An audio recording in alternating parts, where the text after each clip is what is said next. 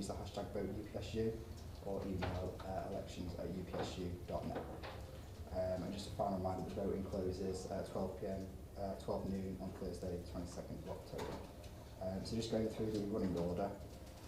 So when the candidates are invited up, you can have a minute speech, no longer than a minute. And then we'll have questions from the floor and Twitter. In the interest of time, I'll try and get through as many questions as possible. But if you keep to between 3 and 5, then I apologise for that. And just say no more than one question to each candidate referring to their manifesto specifically, and I will offer it up to the candidates to comment on that question. Okay, so can I invite first we'll go through all the faculty reps. So first is science. So I can invite the candidates Elizabeth Barnes and Molly McDonoghue up to the stage, please. That would be me. Yeah, so you want to Elizabeth Barnes. Elizabeth Barnes, okay. Yeah, do you want to take a seat? Okay, cool. So, questions for Elizabeth? Oh, sorry about that.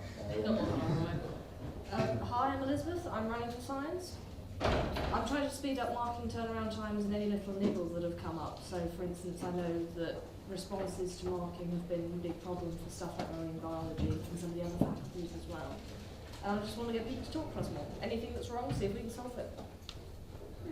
Yeah. Any questions? Thank you. Short and sweet. Okay, questions from the floor.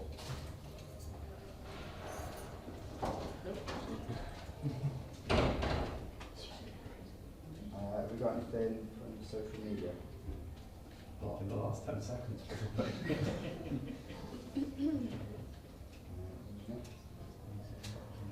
So nothing. Strong start. We've got one pre-submitted question that we'd like to answer. How would you improve relationships with university staff and the course reps of your faculty?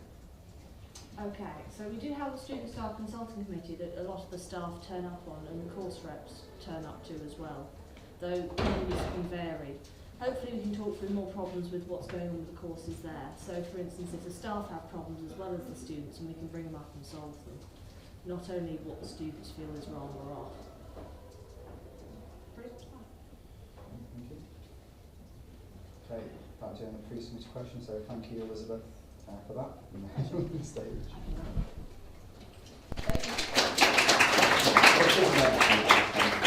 Okay, moving on to humanities and social sciences faculty. So can we have all candidates? Ayes, Rachel Burnett, Ruth Dobson and Shannon Thwaites to the stage. So 12-4, 100% going back. Sorry, you are? I'm Isla. And Shannon. Okay, invite you both. Ayes, to start with you. Both in a minute. You're first. Take it away. Okay, so my name's Isla. I'm running for obviously faculty rep for humanities and social sciences. I've got 3 main policies. One is to increase the communication between students and the university through social network and to increase the visibility of course reps through their year groups as well as updates and progress. Thank you. My second one is to increase involvement with the union through societies and events and also things like the volunteering fair, graduate fair. And the third one is to increase awareness and use of various services such as Purple Door, the Placement Internships Centre and learning support tutors. So that's basically it. Thank you. Shannon? I'm Shannon, I'm also running for Humanities Rep. My policy also has 3 main things, so less assessment benching, more cardless library visits and better communication between course reps and students, and those are just a few of my ideas, but ultimately I'm here to sort of hear your ideas because that's what a faculty rep does. So a couple of people have already spoken to me about the possibility of looking into a humanities ball because other sort of subjects do those, and it's not something that I can promise because it'd have to sort of go through the university and the union, but I'm definitely up for looking into it and any other ideas that students have. Cheers, thank you. Brilliant, yeah. Can I invite questions from the floor? Nothing? Oh, sorry, we've got one on there. Yeah, Lucy. You both said about improving communication between course reps and students. How would you do that? Like, what's happening now that's not good enough? first? Yeah. Okay, so the first of those things is I want to create a really organised system of continuous feedback. So rather than having just surveys at the end of like induction, I want everyone to be able to access the course rep community in order to submit feedback. In addition to that, I want to sort of make who the course reps are in each year group really clear, because a lot of people have been telling me that they'd have no idea who, and I mean I was the course rep last year and they didn't know that until halfway through. And the other thing is I want to send regular updates, potentially on the same social network page, just because even as a course rep last year I didn't really hear much from the higher ups, so I think feedback is a two-way street and it has to reach the students. I mean, again, something similar. I think I've been this is my third year as a course rep, and I've really struggled to get feedback off my peers. It has got better since we started engaging with Facebook a lot more. So I think definitely engaging with social media and things that students use more than sort of emails, and no one really looks at their emails. And again, like publishing who the course reps are and who the faculty rep was. I mean, until the end of last year, I didn't actually know we had a faculty rep. So that's something that I think could be published a lot more, and just letting people know who we are and what we're here for, and trying to engage with every individual student rather than just putting out a "what's your feedback" generic message. Thank you. That answers your question, brilliant, cheers. Any other from the floor? No? Have you got anything from social media? Got a pre-submitted question if you want to. Yeah, could you put them up? Yes, and this is both candidates. How would you reach out and engage with different learners such as distance learners and part-time learners? Well, I think, I am placing a lot of emphasis on social media here, because that's one of the main ways you can sort of cover distance and people who aren't in as much. So I think maybe a specialised group just for them. So obviously they have completely different concerns. They have a different course to regular full-time students. Again, like social media, I think a Facebook group specifically for humanities students would be a good idea, so I haven't found one as of yet. And also maybe a Moodle page that's just for humanities students, where you can add posts to forums and things like that, so that there's all the information on there that's specific to that faculty. Brilliant, thank you. Is that all the pre-submitted ones we have? Yeah, brilliant, right. Thank you very much.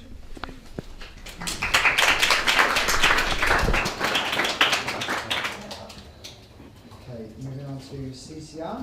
Can I introduce the candidates Vlad Tigerslini, Leanne Jenkins and Bosun Lab, please?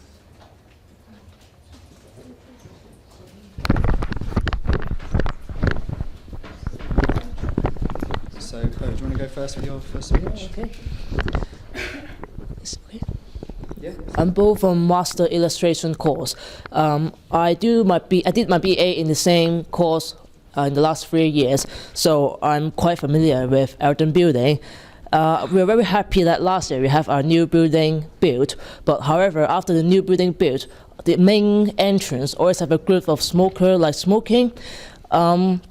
So if I successfully become the faculty rep, I would like to maybe ask them to move 5 meters away from the doorway, because it's illegal to smoke 5 meters near any doorway. And I would like to ask Elton to produce a cigarette bin for them, because nowadays all the cigarettes on the floor on the main entrance is not a really good impression if people visit Elton building. And also I would like to lower the price of the art shop, because we do artwork all the time. Okay, thank you very much. Yeah. Okay, I'm Vlad. I'm studying graphic design, my second year. I'm a course rep as well. Been working in the university as an event assistant. My plans for this year is to push for the architecture students to actually create the smoking area for the Eldon building as well, because we are all smoking in front of the building, so it's not that good. Trying to also get the computer to get the softwares that we need at home as well, so to have a license connected to the university. While the building is open till 12 o'clock on some days, we still need access at home to do more coursework, to do things like this. And that's it. Brilliant. Cheers. Okay, I've got 2 questions from the floor.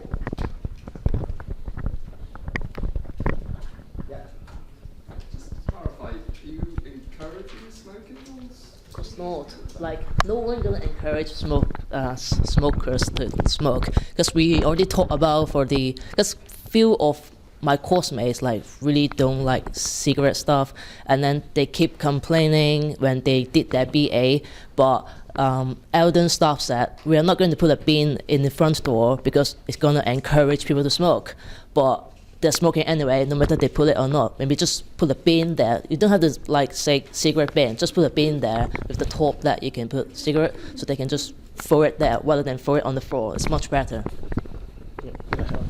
Yeah, same as an answer. We've been talking with the dean of the university for like a year now for this problem, and they came to the conclusion to actually make up a smoking area in the university, like covered for like protect from rain and everything, to stop instead of smoking in the front of the building. Brilliant. Any questions from the floor before we go to Twitter? No? So we've actually got a question from Twitter. Historically, the union has struggled to engage with CCI course reps, especially with getting them trained. How do you look to address this? No, that's not a question. Okay, can you repeat? Yeah. Historically, the union has struggled to engage with CCI course reps, especially with getting them trained. How would you look to address this? Yeah, I can see the problem there, because I'm on my course there are 3 course reps, and I'm the only one that actually got trained by the union last year. So this year the course leaders actually push them to go to the training, like are sort of forcing them to take the training for this. So probably more engaging, like social media. Posting on groups. We have our own group. Probably because most of us are working at the same time, probably to do something around their working timetable. I guess the university already produced quite a lot of like training opportunity for us, but you can join it like optional. Some people like to improve. Am I answering your question? You're talking about training, right? Yeah, making sure you get. Yeah, because they got quite a lot of opportunities. Like for us, illustration course, we have the training course between Aspect Gallery in Gunwharf quite a lot. Like once a month, we have like workshop or train you to be a teacher or like any artistic skills. So if people, they were really hardworking, they want to join something, they're going to join it anyway. But if you really push them to do it, they're going to have a different like effect. Or yeah, it's not this purpose if we do art. Brilliant, thank you. Yeah, so just checking there's no more questions from the floor. No, brilliant, right, both. Thank you.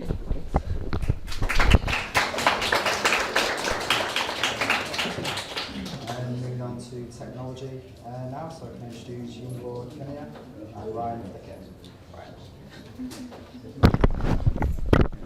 Ryan? Yeah. Brilliant, so just Ryan, you're just making a speech, starting with.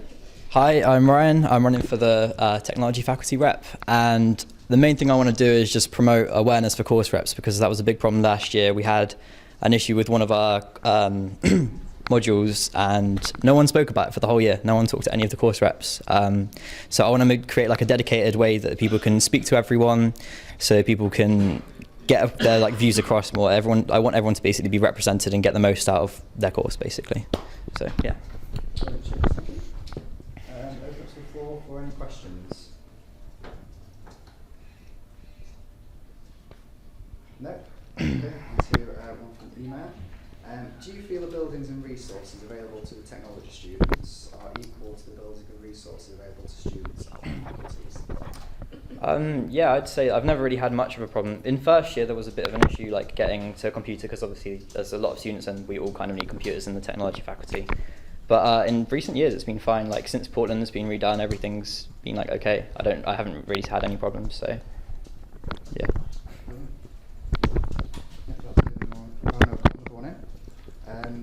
So how will you increase engagement from course reps from the technology faculty? Okay, the main thing I wanted to do was obviously because we have meetings with the course reps, and in those meetings I just wanted to kind of promote the idea that they should be going out to the students and trying to find out what their issues are, instead of just relying on the students to come to them, because a lot of students are a bit uncomfortable with coming to them. possibly have like meetings. Like a lot of people would be more comfortable in like an informal environment, so going to like a pub meet or something, possibly just to talk in a more like relaxed way about their issues. So yeah. Brilliant, thank you. Yeah, that's all the questions that have been posted in, so thanks very much. Cool.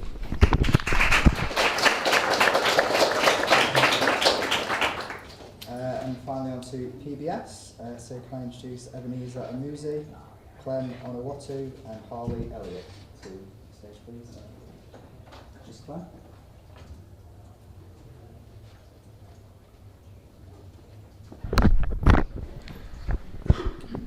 Cheers, Clem. You'd like to make your 1-minute speech. Ready? Hello, my name is Clem. I'm running for the office of the faculty rep of PBS. If I'm re-elected, I'm going to work on the on the area of timetable and cordial academic relationship between personal tutors and students. Thank you. Brilliant. Cheers, Clem. Questions from the floor? Nope. Okay. We've had a couple through. So, Clem, what do you believe is the main issue facing PBS students at the University of Portsmouth? At the moment, none noticeable, but if there are any issues brought to our knowledge as faculty reps or course reps, definitely we'll table those issues in our various meetings. Thank you. No more. And just another one that's come through on email. How will you increase engagement from the course reps in the PBS faculty? That will be achieved by various meetings, and we'll increase our meetings by having feedbacks from students through bulk emails and questionnaires. Thank you. Concise. And just the final one that's come in, what makes you a suitable candidate for this role? Actually, I love volunteering, and I feel having a lot of years as a volunteer, I've got a lot of experiences in different fields, and I've been a faculty rep for last academic section, and I believe with my experience, I'm suitable for the position if re-elected. Brilliant, thank you. Yeah, is there any other questions from the floor? No, right. Thank you, Clem. Thank you.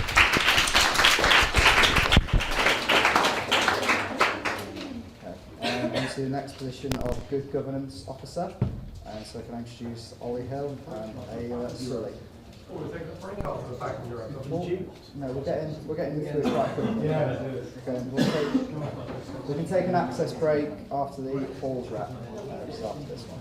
I'll sell it before my pre-game cigarette. What have you done for me?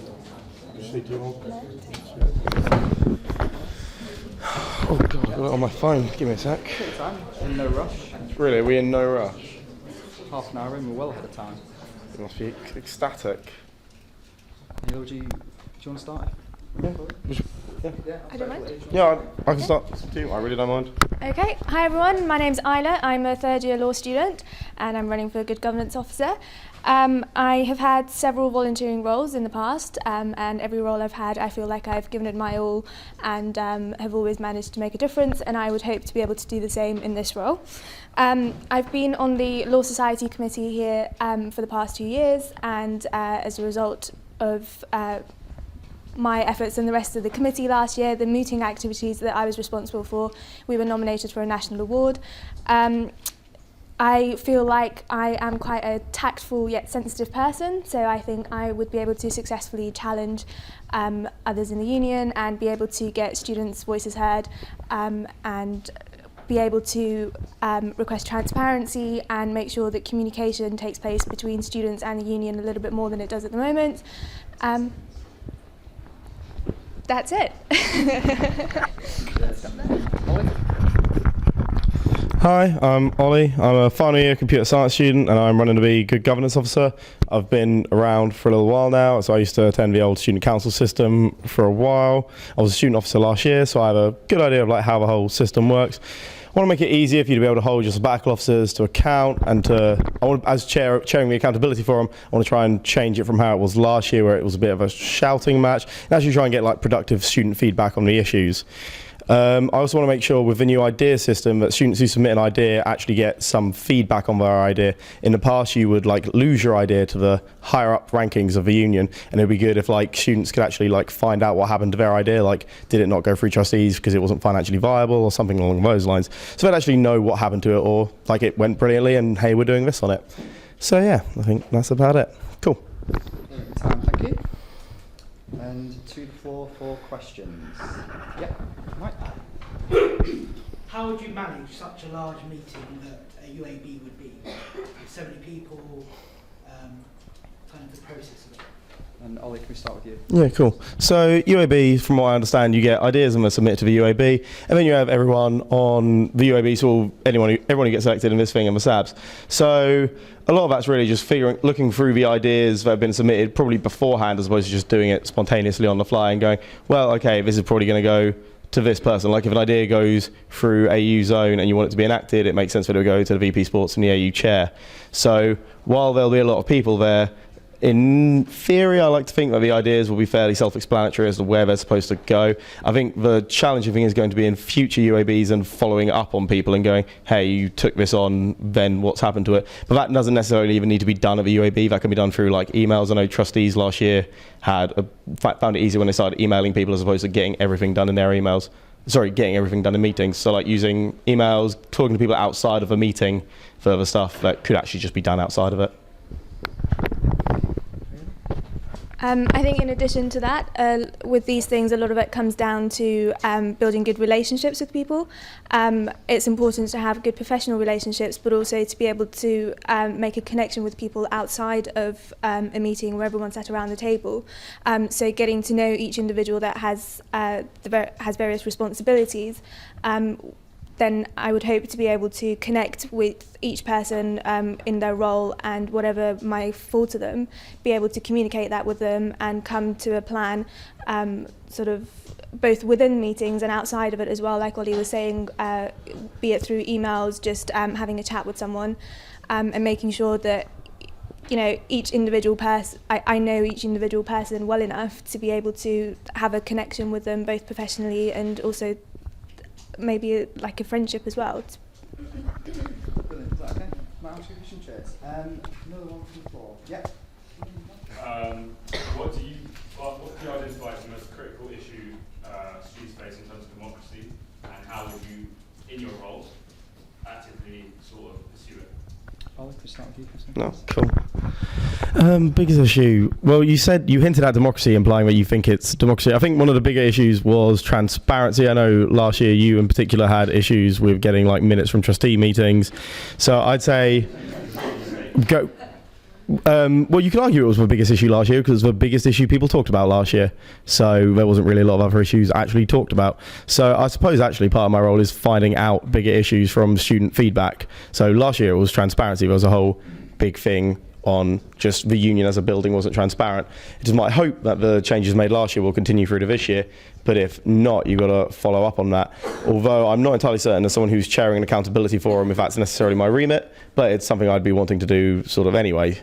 So big issues that student faces are engagement. We have, if I look on there, 483 voters of about 24,000 students.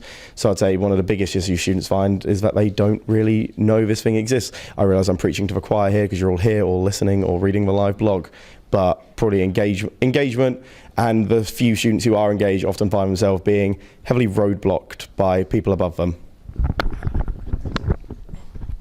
I agree with most of what was said. I think a lot of it does come down to people not actually knowing a lot about the union. We were talking before we came up here with just a group of us sat downstairs. In previous years, we haven't really known that there were student elections going on, or even at the moment, you approach so many people and talk to them about it, but they don't even know what this is. So I think a lot of the problems come down to students not being aware of the student union's role and what the union does and getting involved. So I think, again, I'm not sure that it would fall within this role's responsibilities, but it is important to increase communication with the students and to have more of a presence in everyday sort of lectures and seminars, to actually put it out there that the union exists and what kind of work it does. Thank you. Is that okay? Thank you. Yeah, brilliant, thank you. Any other questions from the floor? Yeah. As part of being a good governance officer, you're going to have to stand up to people and make sure you get what you want put across. Do you have any examples of showing that? Want me first again? Yeah. Cool. So standing up to people. So I recall I would say standing up to people as we'll pretend that's a word. Last year at student council, there was a motion that I passed, one student, one vote. Someone voted against it despite the majority of the society that they pretty much represent being there. And it was like, you sort of had to confront them, like, why did you do that? I feel so I've been involved in the old student council system for about 4 years now. Anyone here who's known me from that knows I'm quite keen on sort of going to people and going, hey, why aren't you doing this? You should be doing this. I think last year there was the minutes thing, and while that was mostly led by the student at the back, I did occasionally have a go at people last year on that. So pretty much, while I wouldn't say having a go is the wrong term, because that's what I'm trying to avoid happening this year, because it never seems to be productive, I'd say in the past at student council I've been okay confronting people if I disagree with them. So in terms of examples and experience, being on the Law Society Committee, last year we started with a lot of conflict on the committee because members of the committee weren't getting along, and there was issues with leadership, etc. And I was always one of the people who managed to, in committee meetings, sort of say, okay, let's look at this objectively, let each person have sort of 10 seconds to put their point across, and then we will come back from that, allow every voice to be heard, and resolve conflicts sort of in a civilized way. I think I can be quite a democratic person. I'm quite good at, objectively looking at different people's viewpoints, and making sure that each person gets a say. People who tend to be naturally more quiet, making sure that they have a chance to speak. I believe I would have the tenacity to challenge the people that need to be challenged, but also have the sensitivity and tactfulness to give attention to the people that require it. Any other questions from the floor? Oh, please. Me? Yeah, okay. So, obviously, one person being a good governance officer for a massive institution like this, where we're supposed to be member-led, how can you cascade that idea of responsibility for governance down to the whole student body and student groups? So part of this role, according to the role description, is putting out a monthly sort of bulletin to the students. So I think it would be really important to, when putting that report out, to explain to the students what's going on, but also ask for feedback in the information that you've given them. So say, this month this happened, these decisions were made, these discussions were had, and ask for students to come back on what their thoughts are on that, so that it can then be addressed in the next month. So it is impossible to speak to every student, obviously, but having that channel of communication and making sure that frequent reports and updates go out to the students, and then taking feedback back from those, asking students to come back on it, will be a helpful way of making sure everyone's voice is heard. Cool. So I agree with the concept that it shouldn't just be one person being entirely responsible for the entirety of the union. I quite liked in the old system when you had student council chair or DCC chair, you had a DCC team. So I mentioned in my manifesto that I wanted to sort of develop the job role further. The job description for this job is it's not lacking, but it's the first time in a year, and I definitely want to take further things with it. So maybe working with people to try and create like a DCC team equivalent. So like a team of people, like a good governance team, for lack of a better phrase, like superheroes, all that kind of stuff.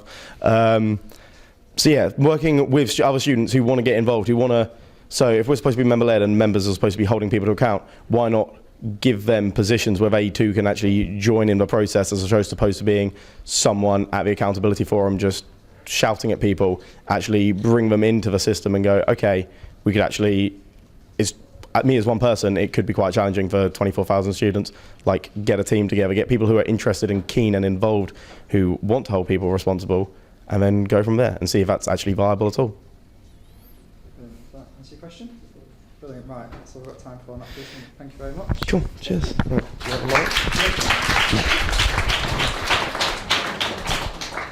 Okay, the next post would have been the Hall's rep chair, but unfortunately Naraya Vinny couldn't attend. So we'll go into the access break, so if we reconvene at 10 to 6, and that'll be brilliant. Thank you.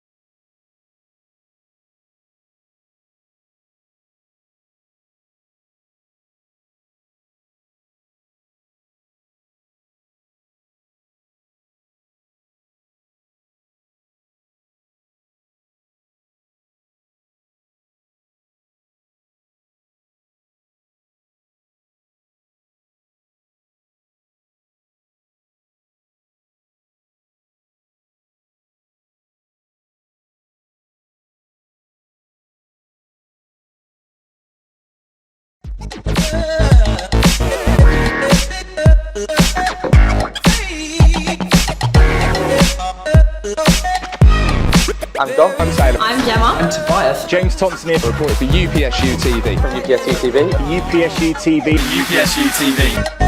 Very superstitious. Letters about to fall. 13-month-old baby broke the looking glass. 7 years of bad luck. You could think in your past. And you believe in things that you don't understand, and you suffer. Superstition ain't the way.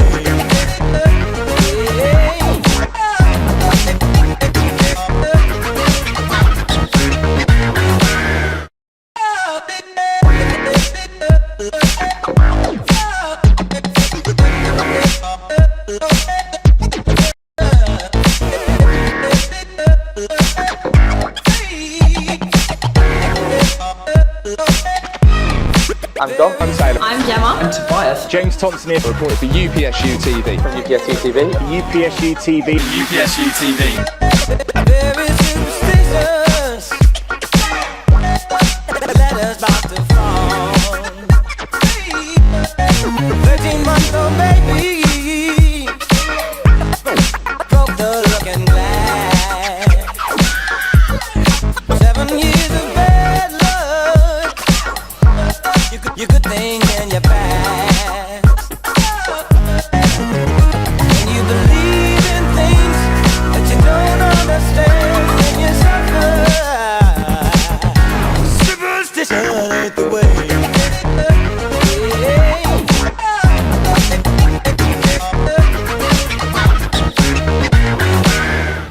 We get everyone round for tea. Students, teachers and people who live locally eating together. Sweet. We can make sure your housing provider treats you right. We do lots of sustainability stuff. We help you swap courses if you don't like the one you're on. We stand up on your behalf when things aren't fair, giving you the voice to change things. And we let you stand up and speak for yourself.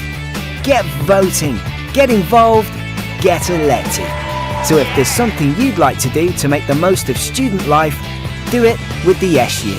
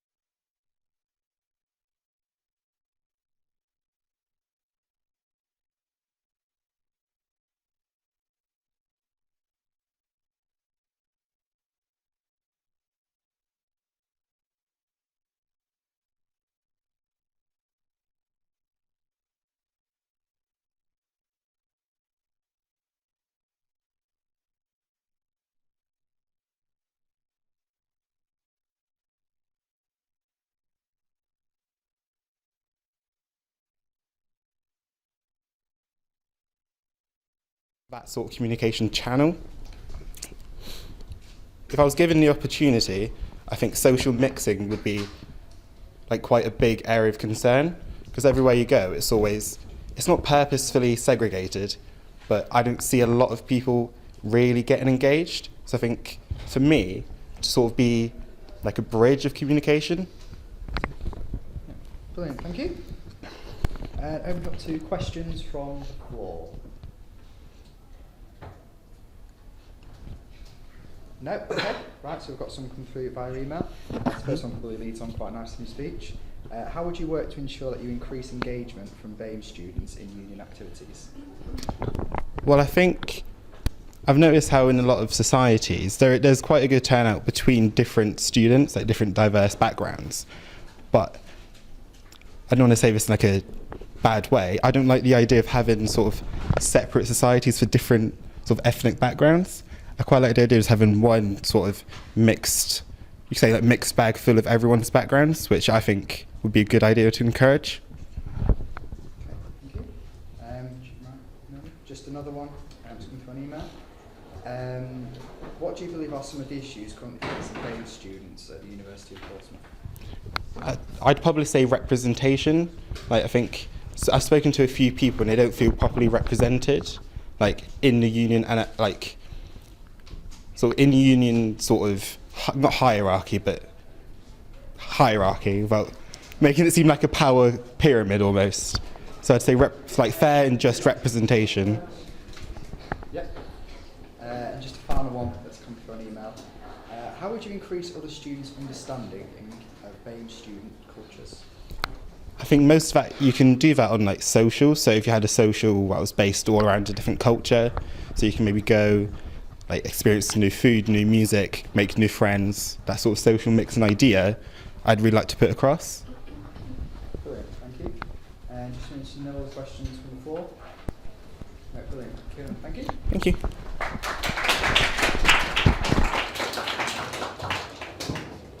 Now moving on to Disabled Students Officer.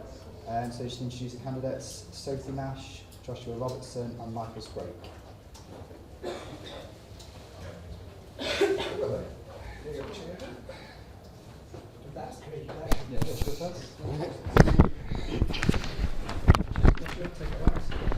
Hello, I'm Joshua Robertson and I'm running to be your Disabled Students Officer. I am dyslexic myself, and I know the feeling how some students can have that they don't know what they're doing. They may be confused. They may have some issues that they need to address, such as going to counselling, ASDAC support and such. I also want to reach out to the deaf and hard of hearing community. I personally am learning British Sign Language, which is a non-verbal form of communication which I hope to publicise in the union by staff and students in form of training. Also want to improve inclusiveness in physical activities and sports, such as promoting like activity tasters of wheelchair rugby, for example, which I've seen played. It's really awesome. So yeah, together we're strong. Thank you, everybody.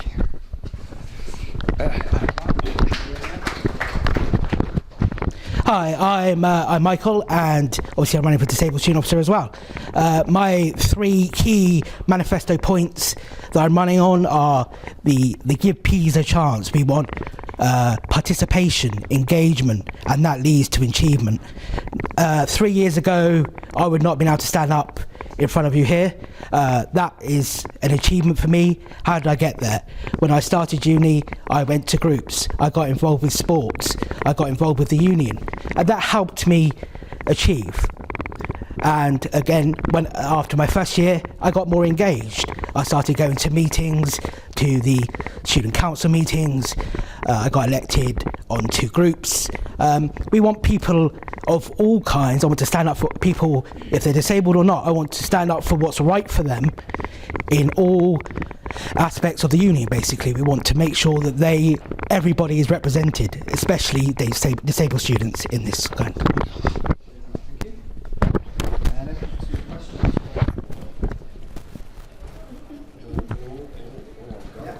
Sorry, can you just pass the mic?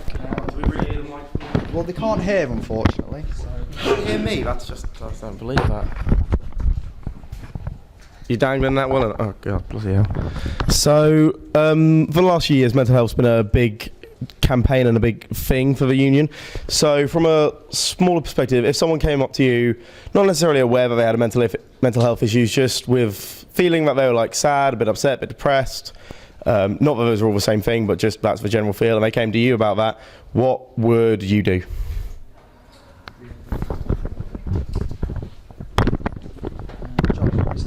Yeah. Well, I myself, I have also suffered from depression. I'm not afraid to admit that. It's a hard time. It can be hard for many students. It's one of the major drop-offs of why students leave university early, is depression. So if someone came to me and if they wanted a bit of support, like emotional support, a mentor almost, they could come to me. I could also direct them to counselling. I've had counselling here at the uni. It's great. They really helped me with my problems. Also, at least even just talking to your doctor about how you're feeling can encourage you to either. You might not necessarily require medication. They may give you a therapy that just listen to music, a particular music may help your situation, like via music therapy. There's a wide variety of things. Also, there's mental health, and there's also invisible disabilities such as epilepsy, for example, which you wouldn't necessarily see outwardly from a normal person. So I also want to reach out for those people that you may not see outwardly because they don't have a physical or a visible disability. But yeah, I think that's it. Yeah. Hi. Well, yes, we have certainly the services in the university, counselling, the mental health coordinator. The counselling they provide, I think, is as the standard that you would provide on a 3-month waiting list for the NHS. But that doesn't mean that's the first step for you. There's the chaplaincy, of course, there's advice service, there's even speaking to your own personal tutor about these things. It doesn't have to you don't have to make it bigger than it is. If people have complex mental health difficulties, then that's when we need to get them into counselling quickly, see the mental health coordinator, what adjustments can be done to make sure they stay here at the university, that their health is does not get in the way of them studying and working with the services here. And that also means referring them outside if they need to in a crisis. I think that has to be done as well. People should not be scared in a crisis to say. And the important thing also with the university is the recovery phase of mental health, and that is to make sure that within their recovery phase that they have the university come back to, that they're not discarded by the university because of their mental health difficulties.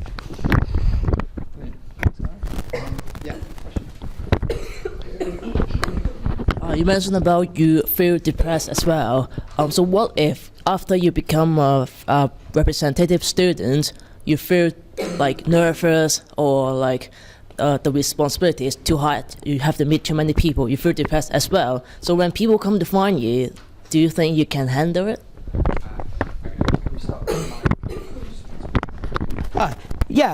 I have suffered from my own mental health difficulties. I was in hospital for many years. So I feel that recovery for me helps me understand. I won't understand what they're going through, what they're thinking at the time, but it helps me empathise with their situation.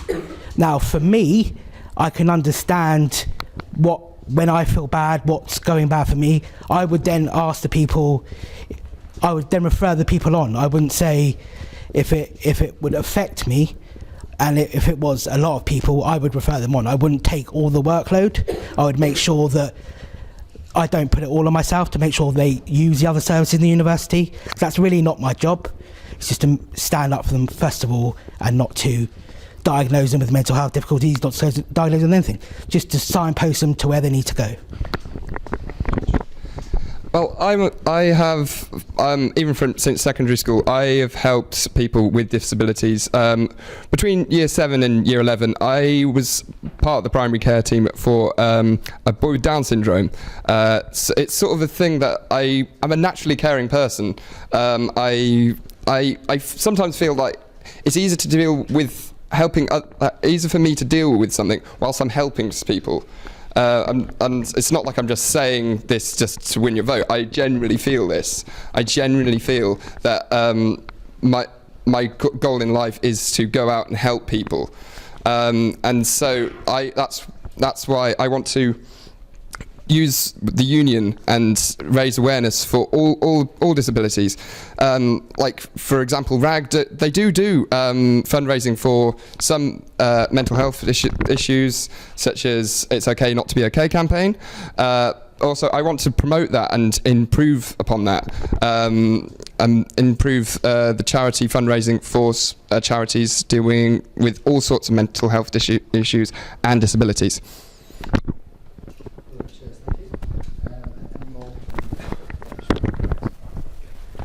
Hello. Would you raise awareness for emergency disability things such as using EpiPens and things, and if so, how? The use of EpiPens, for example, is first aid for someone who has had an allergic reaction to peanuts and varying other things. Even one student in a room who knows how to inject someone with an EpiPen is enough to save someone's life. So, like general first aid training, just in the union, as just offered out to students, would improve chances of avoiding any any fatality or even like any accident happening just due to something small as being allergic to peanuts. Yeah. Hi. If you go around a lot of the university buildings, they will have a list of first aiders. Now, what concerns me is I can see those are out of date. I know there are people on there that no longer work at the university. We need to make sure they're up to date. We need to make sure we know when they're in, so we know who the first aider, the first person who would be on the scene is in each case. It's usually, obviously, a lot of the caretakers as well are skilled in first aid. But we need to make sure that they're, if someone has a common allergic reaction, that it's not known widely within the community, but to be aware of it, so they know that they could be called on. I think awareness is a lot of things with a lot of illnesses. We need to make sure people are aware that they don't say the wrong thing, don't do the wrong thing, because that can actually cause more harm than maybe good. Brilliant. Cheers, thanks. That's all we have time for on that, so thanks very much. Thank you, guys.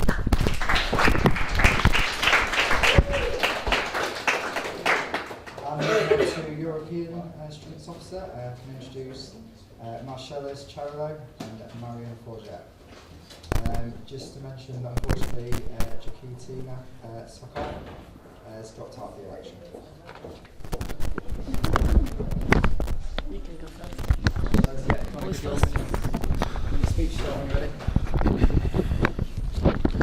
Hey everyone, my name is Michael. As we all know, the Students' Union makes side by side with the students' body and the administration. If elected, I will listen to your concerns, strive to continue to make improvements for every student at university. My main aim is to introduce ideas for events, voluntary mainly, and fundraising. Just let your voice become an idea and let your speak become an act. Thank you. Hi, I'm Marion. I'm running to be your European Students Officer. I've been in Portsmouth for 15 months now.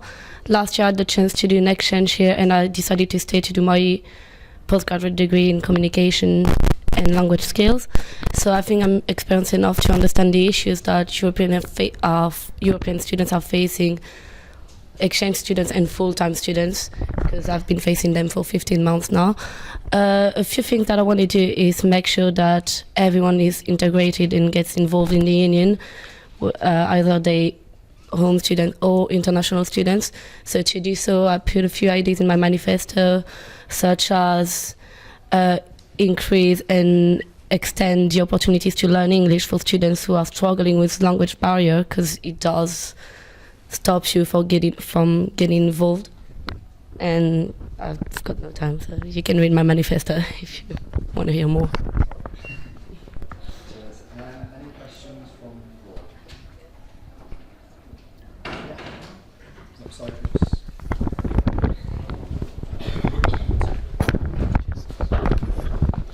Upside, in the event that the UK decides to leave the EU, do you have any ideas on how to manage that with EU students and how to sort of input into the campaign so that we know, so that EU students have their voice in terms of the impact on them?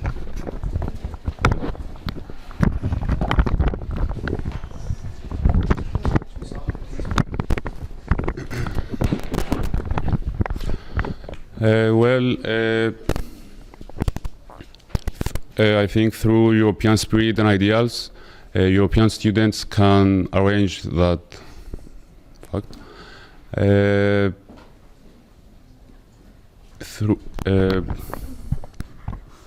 Through new ideas, we can promote that campaign, especially in fundraising and volunteering workshops, and even events like social student events. First of all, I think in such political issues, some students shouldn't be affected in the university life. So if in even that happens, it wouldn't change the chance for European students to get involved.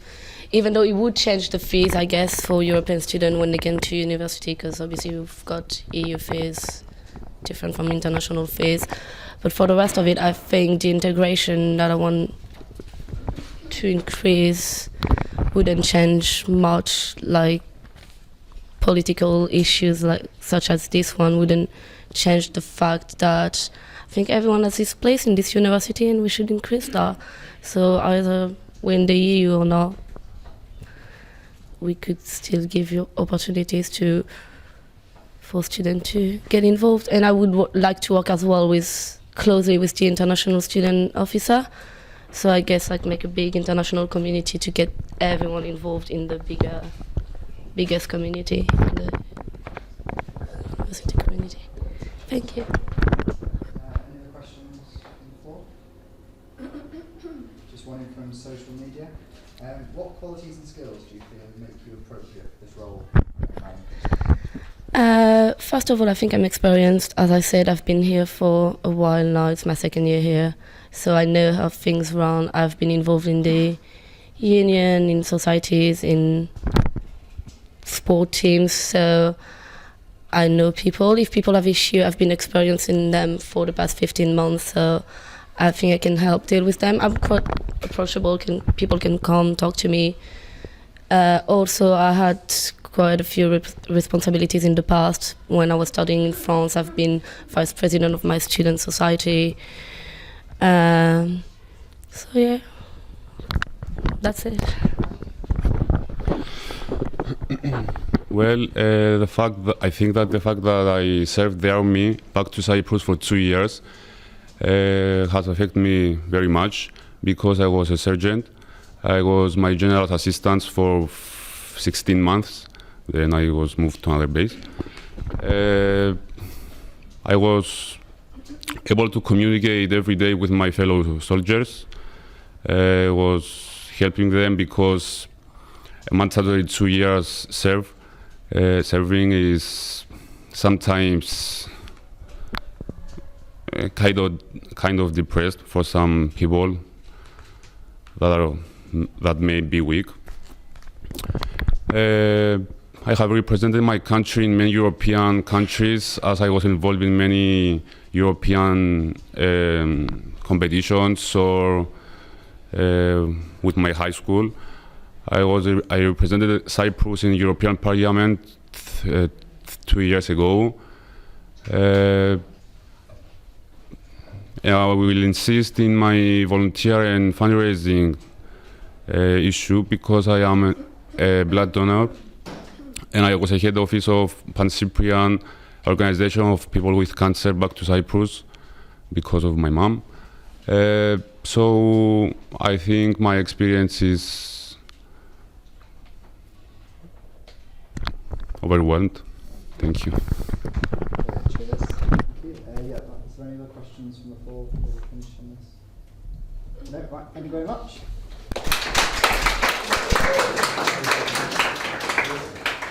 And just moving on to LGBT+. So I can introduce the candidates, Lau Kalho and Roxanne Lake. So if I mispronounce those names. What's your name, Sam? Roxanne, you can start your minute whenever. Hello, I'm Rox, and I'm a candidate for LGBT+. Mario, can you stop talking, please? Sorry, start again. Hi, I'm Rox, and I'm a candidate for LGBT. I'm a first year, so I've only been along to the society a few times. However, I can see the issues that they're raising among themselves. I aim to reach out to other societies as well to bring forward how us as a minority do fit in among other people.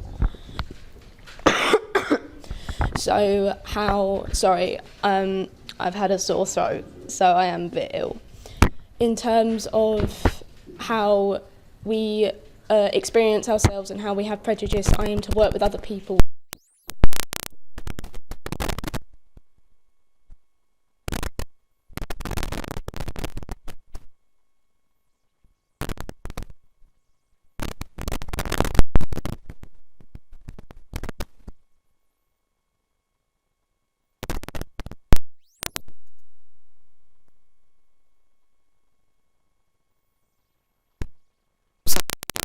Particularly in the LGBT society, feel like sometimes it gets quite cliquey, particularly in the society, where if someone doesn't like someone, how would you keep the LGBT community open and visible?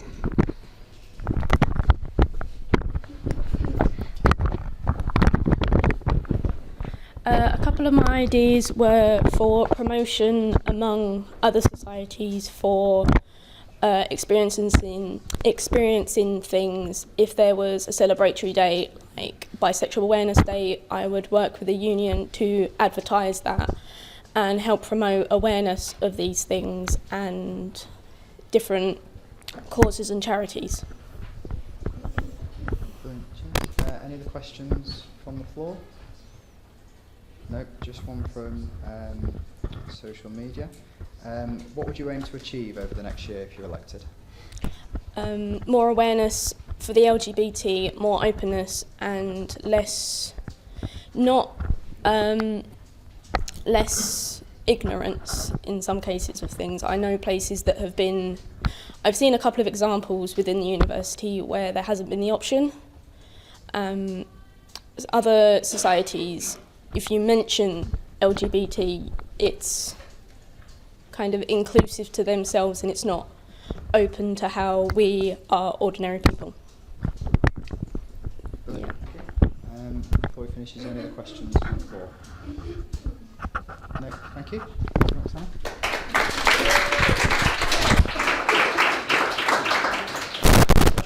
Going to International Students Officer. Can I introduce the candidates? Stevens Aditi, Chinwendu Aniro, Nicole Doig, Locke Yusuf, and Ruby Tarajana Takala.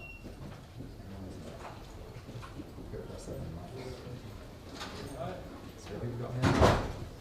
Do you want me to go first? Sorry, I've got a thought now. What's your name? Sharon, Okay, you're in the box, but that's fine. Yeah, if you want to start in a minute.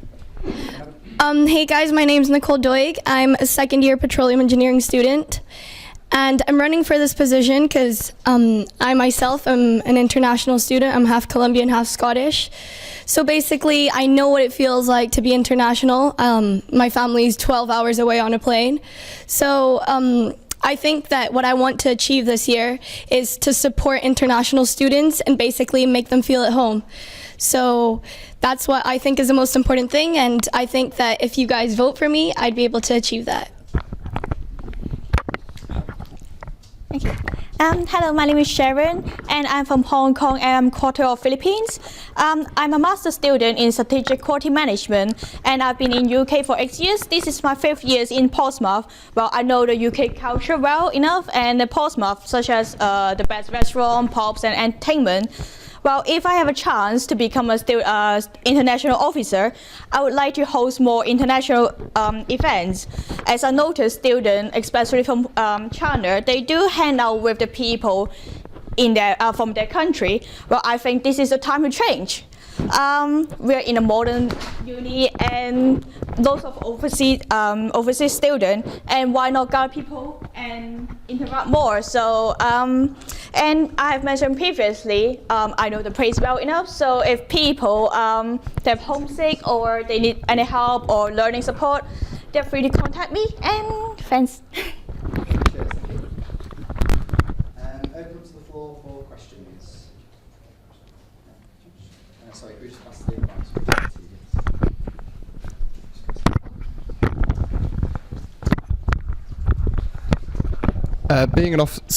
Being an officer for an international student, how would you make sure you were diplomatic when it came to international affairs? When it come, like, you may have a student come to you, say they may be being ostracised by another country or community. How would you address that?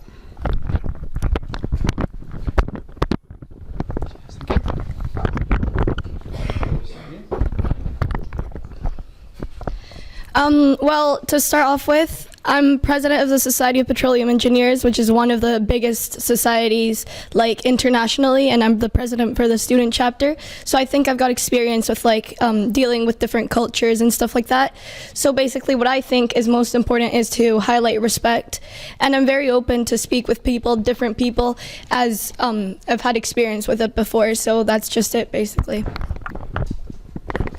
Yeah, as I mentioned previously, I've been in UK for 8 years already. So I've been dealing with people from different culture, different country, and different religions. So I think, yeah, I'm okay with communicate with them. Yeah. Any questions? Yeah, student at the back.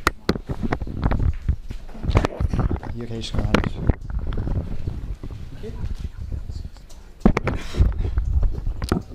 Well, my question is, I'm an international student as well, and I want to set an example. Like, I'm a Nigerian who was sent by my country to study, and all of a sudden, a lot of issues economically and otherwise came into play, and students like me couldn't study properly because my tuition fee is not paid by my scholarship or my sponsor. So what kind of advice will you give to a student like me that is mentally, physically, and emotionally down because my country or my sponsors have refused to pay my school fees, and the university is sending me out or is blocking me of using facilities that are meant for me to use in terms of my academics? So what advice or what kind of, what can you tell me?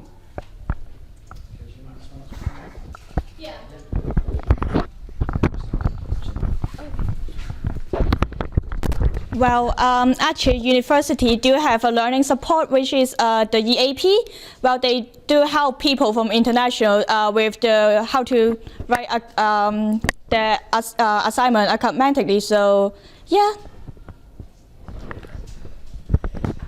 Well, I think what you were saying was more that you were dealing with economical issues with your country. So, and sorry, I'm really ill. And basically, what I think is that as an international student officer, I won't be able to solve these issues for you because there's tuition fees and stuff like that, and you would have to go towards that section. But I would be able to support you 100%. And my advice to you would be basically, if you need anyone to talk to, anything any support, I could help you with, take you to different counseling. I know different counselors in the university. And it's basically that I know you're in my same course, and there's loads of lecturers open to help you with anything you need. So that's it. Thank you. Any other questions from the floor? No. And we've had none in on social media, so thank you very much.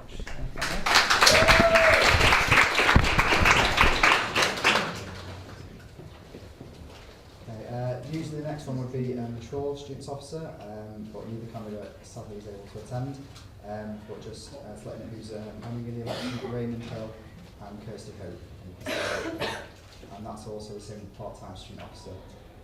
So Zhang is also running, but is not able to attend. So moving on to postgraduate student officer. So to introduce the candidates, Jawad Ahmedzai and Hu Amdo. Yeah.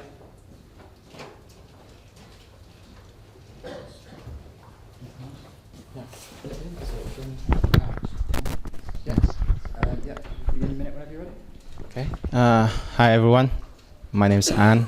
I'm from Vietnam, and I'm a postgraduate student with a major in corporate finance. How many of you here are postgraduate students? Well, not a lot. But let me say this. I went to college in the US. I worked for 2 years, and then now I'm changing my subjects because I majored in economic management. After 2 years working, I changed to finance. And I can tell you, even if you spend 4 years in college, it doesn't mean it's the right choice for you. And you might change subject one day. And if you vote for me, I'm going to push the university further in terms of efficiency and more engagement. So let's make the university much better place for all of us and prepare us well for the future. Thank you. Open up to the floor for any questions. Yeah, Chancellor, could you come to the front just so we could... Cheers, thank you, Sean.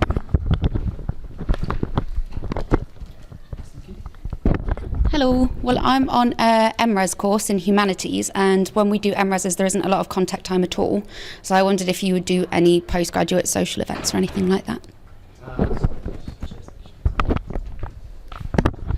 That's one of the things that I'm going to do. I'm going to create more events for postgraduate students. I want to create events that students from different departments can come and socialize, because that way you can get the ideas from different point of view, and you have the better look at the big picture. Cheers, thank you.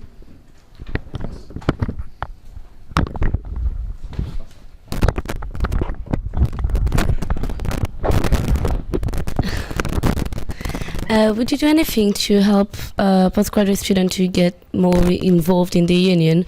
Because basically, for example, most of the activities for sport teams or societies or anything opportunities in the union are happening on Wednesday afternoon, where most of the postgraduate lectures are going on in Wednesday afternoon, so we can't really participate in anything. Do you have any ideas to help improve the involvement?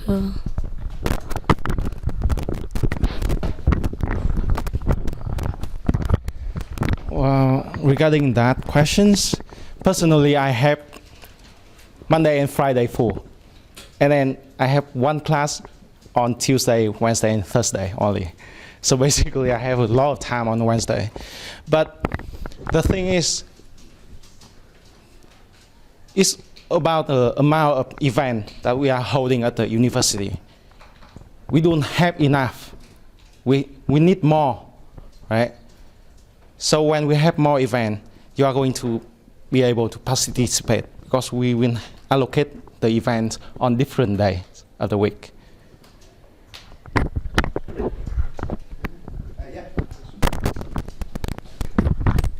Postgraduate have like more workload and studies than undergraduate students. What do you think the difference between undergraduate students and postgraduate students, and what event you're gonna have? And it's like not disturbing postgraduate student studies, because you say you're gonna have a lot of events, but I don't think they have that much of time to like go on.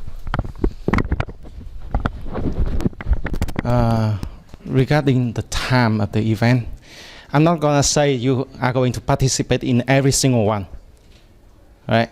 But when we have more events, the chance of you participating in one increase.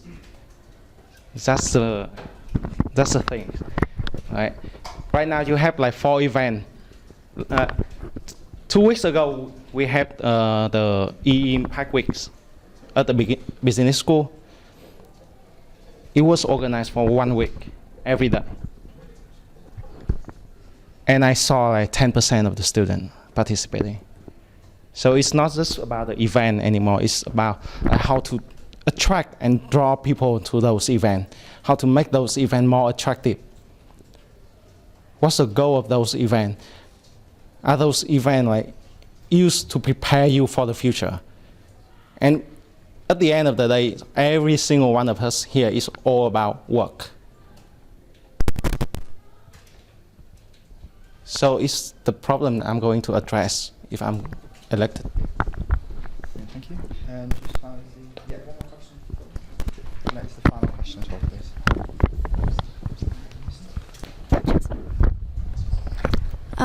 So a lot of postgraduate students actually finish their course in September, but then we have to wait sort of 9-10 months to graduate. Do you think you'd try and talk to the university about changing that at all? Because personally I'm planning on going straight onto a PhD. I'd quite like to graduate from my master's before starting that. So.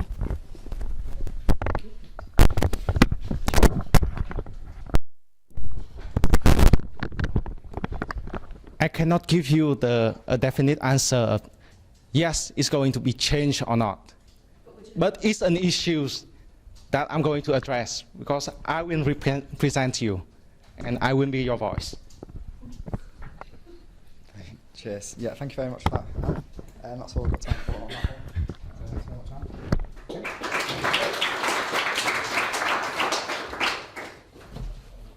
And on to the women's officer. So can I ask Sean Brooke to come up, please?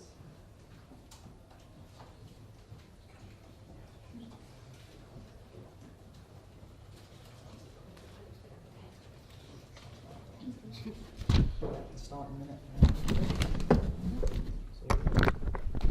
Hi, I'm Sian. I did my undergraduate and I'm doing my postgraduate here now, so I've been here for quite a while. This is my 4th year. I did my undergraduate in politics and sociology, and now I'm doing my MRes in sociology. But throughout my entire time at university, gender and gender equality has been something that I've always looked to write about, and I think that the politics of that need to be translated into our everyday lives a lot more.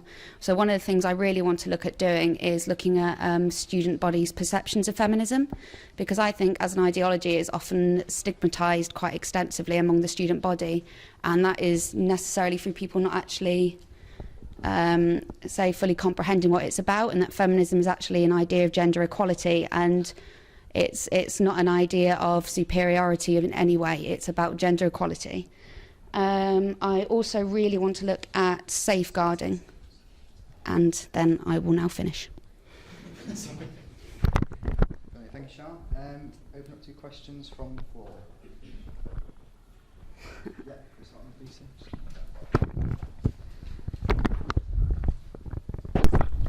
What were you looking to safeguarding?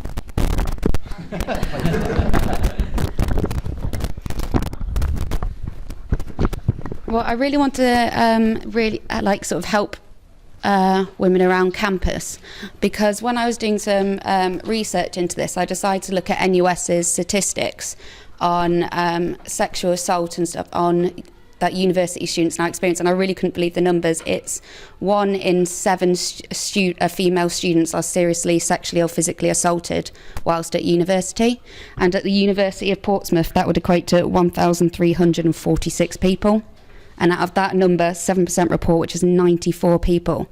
And 50% don't report because they feel too ashamed or embarrassed, and 43% don't report because they feel that they will be blamed for that. And I think that's really bad, and there actually needs to be more of a safe space and more outreach to help people realise that they can report this. Any questions yet, Carla?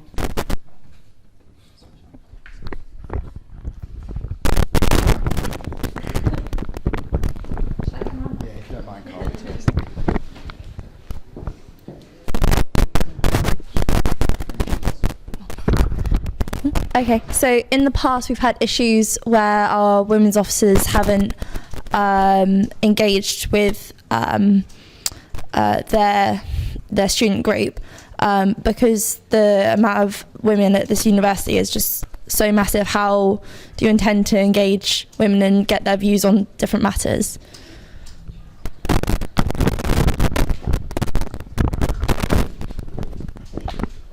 Well, I believe when engaging, because we have over 9,000 female students at the university, I think it's 45% of the student body, that it's really important to get the other officers involved, especially ones that are like EU disability as well, because when you are looking at gender equality, you need to look at intersectionality as well, and it is really important to get a cross-culture, cross-nation, and get everyone's sort of perspective on it. So I feel that a women's officer's role should be coordinating the cultural differences between it and utilising their fellow officers if I get elected.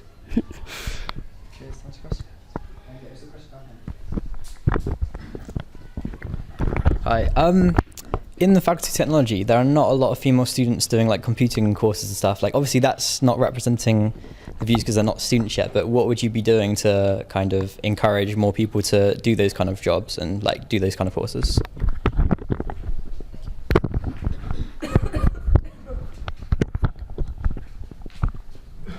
A lot with technology, I think that you could push a lot of the funding because there is a lot of funding available to women in technology. So say the MRES programme this year for the postgraduate support scheme, which was a 10k bursary, there was the first priority was women in technology, and that if you then prioritise these sort of bursaries and stuff and then say, look, you can get this help there, because I know myself, I really like this sort of programming stuff and I've always been quite into it, that it would be good to say, well, look, there's all this support as well, it's actually really advantageous to you.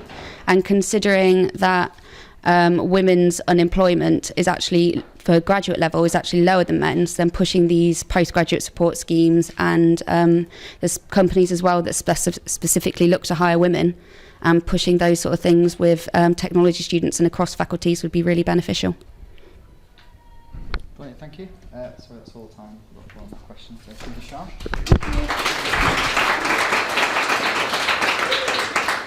Okay, that concludes all the office, but I am aware that there's been a few latecomers, so I'd like to, well, I hear you. So I'd like to invite anyone that wants to come and give their 1 minute speech to do so if they wish. Is there any latecomers who want to do the speech? Yeah. Pedro, do you want to come and speak? Okay.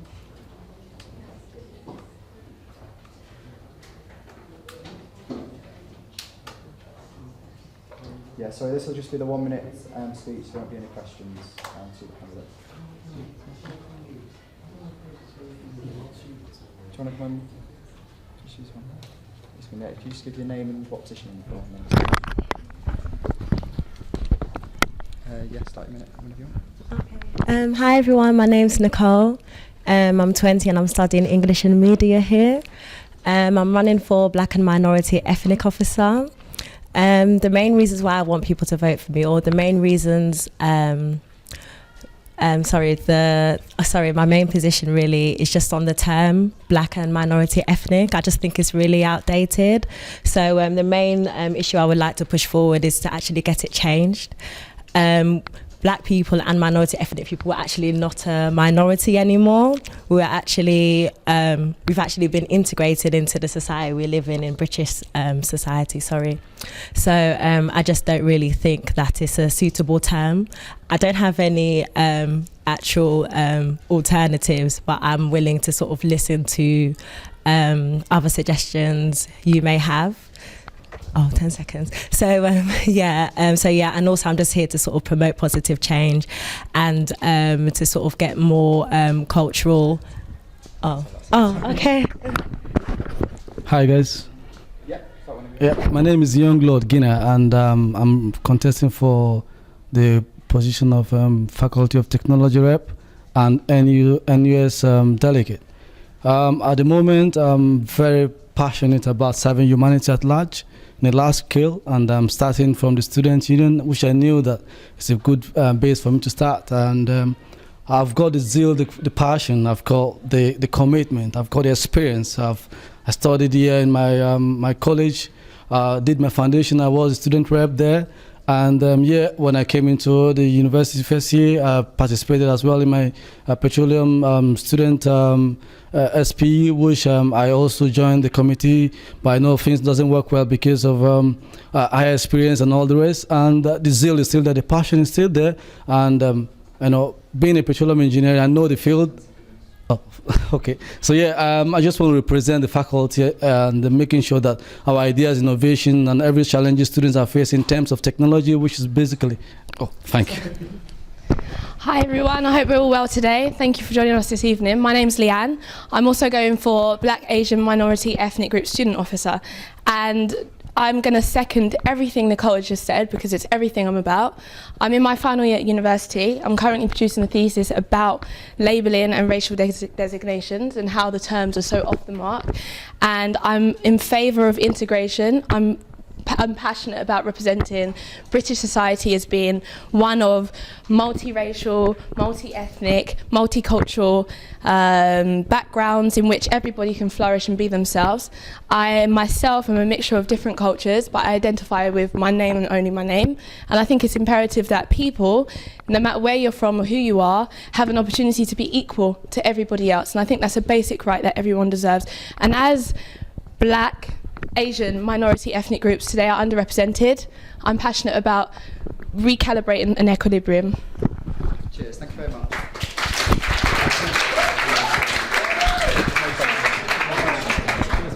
Cheers, thank you.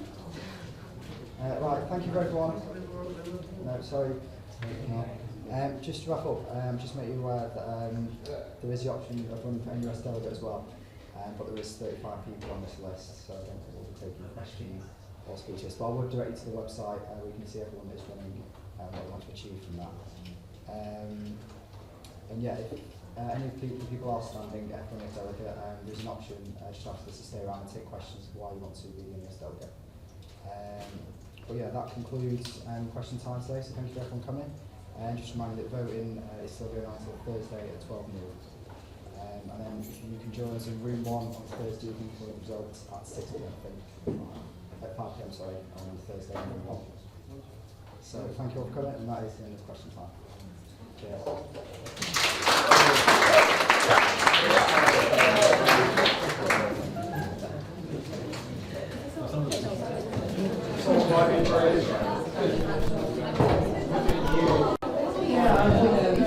Students' Union elections, NUS recommends using the alternative transferable voting system.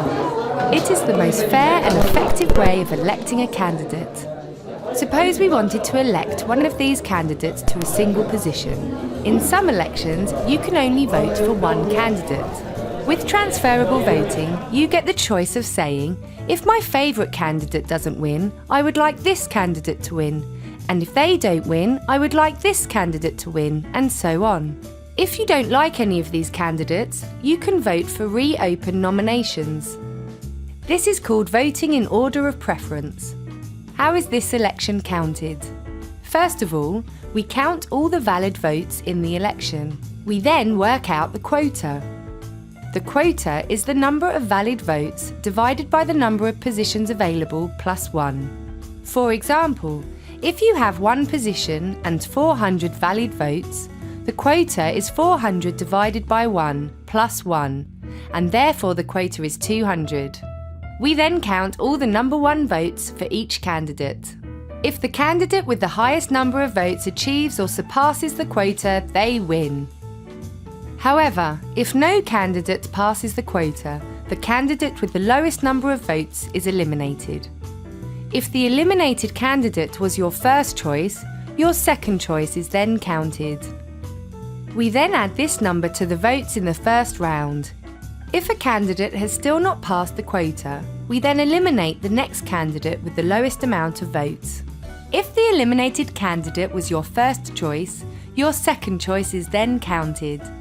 If they were your second choice, your third choice is counted. We then add these numbers to the votes from the second round. This continues until someone passes the quota. Once a candidate passes the quota, they are elected. And that's alternative transferable voting.